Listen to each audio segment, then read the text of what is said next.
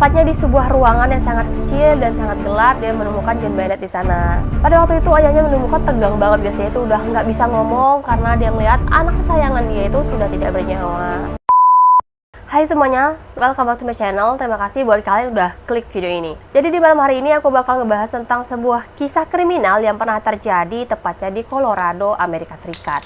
Dimana kisah ini menimpa satu keluarga kaya raya yang dimana anak bungsu mereka berumur 6 tahun hilang, diculik, tetapi ditemukan dalam keadaan yang sudah meninggal dunia. Yang paling anehnya adalah dimana ketika ditemukannya si anak kecil ini, keluarga besarnya itu menjadi satu-satunya orang yang dicurigai dalam hilangnya si anak tersebut. Bahkan sampai hari ini perdebatan dari hilangnya si anak kecil ini masih menjadi misteri siapa pelaku sebenarnya. Karena sampai detik ini guys, tidak ditemukan siapa pelaku dari penghilangan nyawa si anak kecil ini.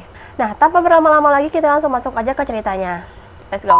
Nah, sebelum kita masuk ke tragedi terjadinya kasus tersebut guys, kita kenalan dulu nih sama satu keluarga bernama keluarga Ramsey.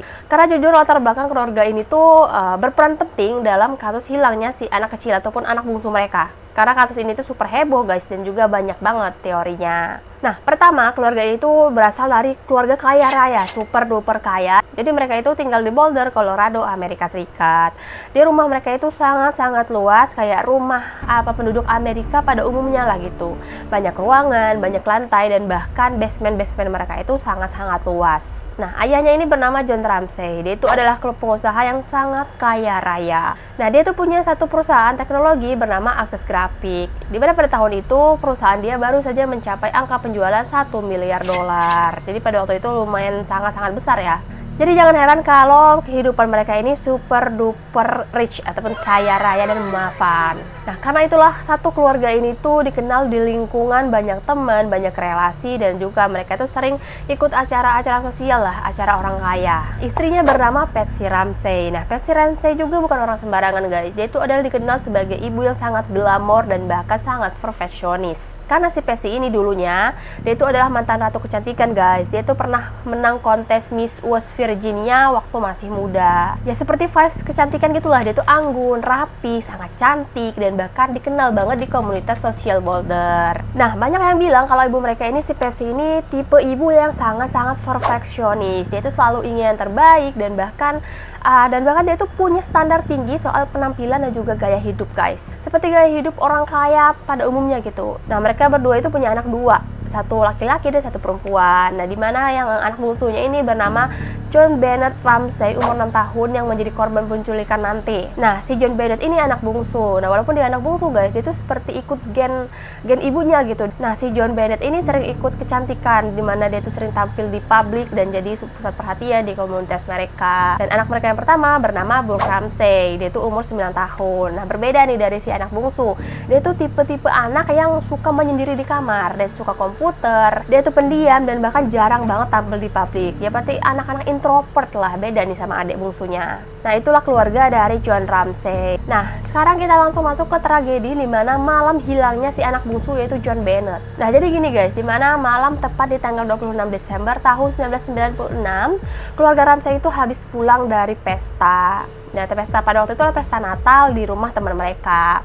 Nah, akhirnya pada waktu itu mereka pulang di sangat malam sampai di rumah. Karena mereka pulang itu sangat malam dan mereka sudah capek, akhirnya mereka langsung memutuskan buat ke kamar masing-masing nih untuk tidur. Tetapi berbeda sama ibunya, si Patsy, dia ke kamar anak bungsunya itu si John Bennett dulu nih, kayak menina boboin lah gitu, namanya masih anak kecil kan. Pada malam itu semuanya kelihatan normal, nggak ada yang tanda-tanda aneh pada waktu itu.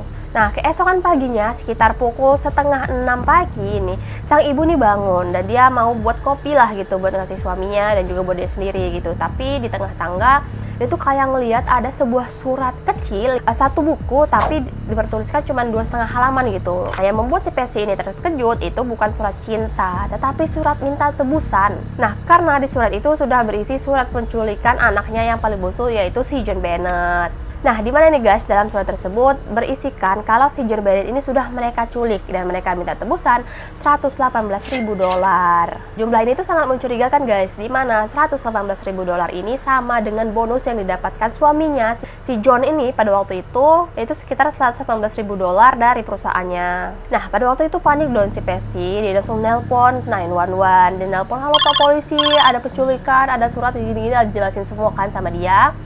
Nah, tapi yang mulai chaosnya, ternyata si Pesi, si ibu mereka ini bukan cuma menelpon polisi, guys. Dia juga menelpon teman-teman mereka. Nah, disinilah semua TKP itu mulai berantakan. Karena pada waktu itu si Pesi ini nelpon keluarga, nelpon temennya, dan juga rumah mereka itu menjadi sangat-sangat rame. Dan bukti-bukti semuanya pasti kepegang sama orang-orang. Jadi sidik jari itu banyak orang gitu, jadi polisi juga bingung nih nantinya. Nah, setelah si Pesi menelpon pihak polisi, tidak lama kemudian polisi pun datang ke rumah. Nah, di mana polisi datang ke rumah itu langsung bingung nih, karena pas mereka ngecek-ngecek, nggak ada tanda-tanda orang masuk paksa, nggak ada jendela pecah, dan juga nggak ada pintu yang kebuka gitu. Jadi ya normal gitu, rumahnya nggak ada yang tanda-tanda aneh. Tapi mereka tuh sudah mencari kemana-mana nih, baik keluarga, teman, ayah dan juga ibunya si John Bennett ini, mereka tuh sudah mencari kemana-mana gitu, tapi tidak ditemukan nih si John Bennett. Nah, akhirnya polisi ini menyimpulkan bahwa kasus penculikan ini bukanlah kasus penculikan biasa, guys. Bahkan orang-orang itu sudah mencari di sekeliling rumah nih, walaupun rumah itu sangat-sangat besar, tapi katanya sudah ditelusuri semua. Nah, sekitar 7 jam berlalu nih, guys. Nah, kasus ini tuh semakin mind-blowing. Setelah berjam-jam dicari, si John Bennett ini, sekitar jam 1 siang, ayahnya si John Bennett ini disuruh cek ulang sama polisi.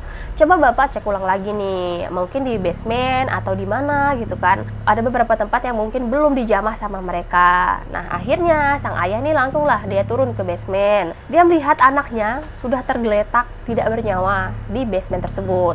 Tepatnya di sebuah ruangan yang sangat kecil dan sangat gelap, dia menemukan John Bennett di sana. Pada waktu itu ayahnya menemukan tegang banget, guys. Dia itu udah nggak bisa ngomong karena dia melihat anak kesayangan dia itu sudah tidak bernyawa. Dia menemukan si John Bennett ini mulutnya sudah dilakban, terus ada jeratan di lehernya dia. Terus tangannya tuh kayak diikat dan bahkan tubuhnya itu ditutup sama selimut. Nah, karena saking paniknya ayahnya, dia langsung menggendong John Bennett lah ke atas. Dia langsung mengangkat tubuh anaknya dan dia bawa naik nih. Nah, disitulah semua bukti itu menjadi rusak total karena TKP itu sudah tidak steril lagi gitu. Akhirnya John Bennett langsung dibawa ke rumah sakit dan dia langsung dilakukan otopsi. Nah, tapi setelah otopsi itu dilakukan, guys, ada 2 hal besar yang ditemukan nih di tubuh John Bennett. Dimana yang pertama, si John Bennett ini meninggal karena dicekik pakai jerat di bagian leher. Dan juga dia tuh terkena benturan keras di bagian kepalanya. Jadi kayak ada 2 mekanisme kematian dia gitu. Gak hanya itu, guys, ditemukannya beberapa tanda-tanda kekerasan di bagian tubuhnya si John Bennett. Tapi pada waktu itu belum jelas nih, guys, siapa pelaku dari kasusnya John Bennett ini. Yang paling membuat satu negara Amerika itu heran pada waktu itu, dimana kalian bayangkan ada surat tebusan 2,5 halaman gitu, jadi kayak nggak penuh, dan juga surat itu ditulis pakai pulpen, dan pulpen itu dari rumah mereka sendiri gitu. Juga gaya tulisannya ini seperti nonton film action tahun 90-an. Bahkan nih, guys, beberapa ahli bilang kalau tulisan itu mirip sama tulisan ibunya si Patsy gitu. Tapi emang nggak 100% sama, tapi sedikit mirip-mirip lah. Nah, pada waktu itu, guys, semua orang mulai curiga. Apa jangan-jangan nih, mereka bilang jangan-jangan surat ini tuh dibuat buat nutupi kejadian sebenarnya. Nah, guys, setelah penemuan John Bennett, polisi mulai melakukan pencarian tersangka nih, dimana pada waktu itu polisi mengarahkan kecurigaan ke orang dalam. Alasannya, karena nggak ada pembobolan. Dan yang kedua, surat tebusan itu ditulis di kertas dan juga pena itu dari rumah mereka sendiri. Dan yang ketiga, jumlah uang tebusan sama dengan bonus kerja si John, yaitu ayahnya si John Bennett. Bahkan sejak hari pertama ketemu si John Bennett, anggota keluarga masuk dalam radar kecurigaan pihak polisian. Nah, yang pertama si ibu, si Patsy, dimana dia dicurigai karena tulisan itu tuh kan hampir mirip sama tulisan ibunya, walaupun sebenarnya nggak 100% mirip. Dan yang kedua, diduga bahwa si Patsy ini menutupi kejadian rumah tangga yang sebenarnya. Tetapi pada waktu itu nggak ada bukti fisik yang mengaitkan bahwa si Patsy Ramsey ini atau ibu si anak ini, dia itu adalah pelaku dalam penghilangan nyawa si John Bennett. Dan yang kedua, John Ramsey alias si ayah. Yang pertama, dicurigain polisi karena dia tuh setelah menemukan John Bennett, dia langsung mengangkat anaknya dan dia langsung membawa keluar. Itulah bisa menghilangkan barang-barang bukti yang ada di sana. Dan yang kedua, dia diduga memalsukan skenario penculikan. Namun setelah dilakukan tes DNA, tidak mengarah ke ayahnya. Nah, akhirnya pihak polisi ini bingung nih. Si ibu enggak, si ayah juga enggak. Nah, mereka mulai mencurigai nih sang kakak, yaitu si Burke Ramsey yang umur 9 tahun itu. Si anak tertua juga nggak bisa hilang dari radar polisi. Dimana teori yang pertama bilang kalau si Burke ini itu dan si adeknya itu sering bertengkar. Dan juga ada bekas makanan buah-buahan yaitu apel yang dinilai janggal. Nah, setelah dilakukan pemeriksaan, polisi mengatakan nggak ada bukti yang menandakan kalau si kakaknya ini adalah sebagai pelaku. Mereka ini masuk ke dalam curigaan polisi, tetapi tidak ditemukan bukti yang mengarah ke satu orang. Nah, di tahun 1997 sampai 2000 ada teori yang bilang kalau pelakunya itu adalah orang asing karena mendapatkan tekanan dari luar kan sangat banyak, karena kasus ini tuh kayak mandek gitu loh. Akhirnya pihak polisi ini membuka kemungkinan kalau si pelakunya ini adalah orang luar. Tetapi setelah diselidiki, tetap aja nih DNA terduga pelaku itu enggak cocok. Nah, hingga di tahun 2006 guys, ada seorang laki-laki bernama John Mark Card. Dia itu adalah seseorang yang bilang kalau dia itu ada pelaku penghilangan nyawa John Bennett. Tetapi setelah dilakukan tes DNA, DNA-nya nggak cocok. Ceritanya banyak nggak sesuai. John Mark ini cuman terobsesi sama kasusnya si John Bennett ini. Jadi dia itu bukan benar-benar pelaku, dia kayak cuman ya udah ngerjain polisi doang. Dan akhirnya dibebaskanlah dia sama polisi. Nah, sejak saat itu mulailah nih nggak ada pelaku dari penghilangan nyawa si John Bennett nih. Karena kayak menemukan jalan buntu, polisi itu nggak menemukan tanda-tanda yang mengarah ke satu orang. Hingga pada tahun 2008, seluruh keluarga Ramsey dinyatakan tidak bersalah.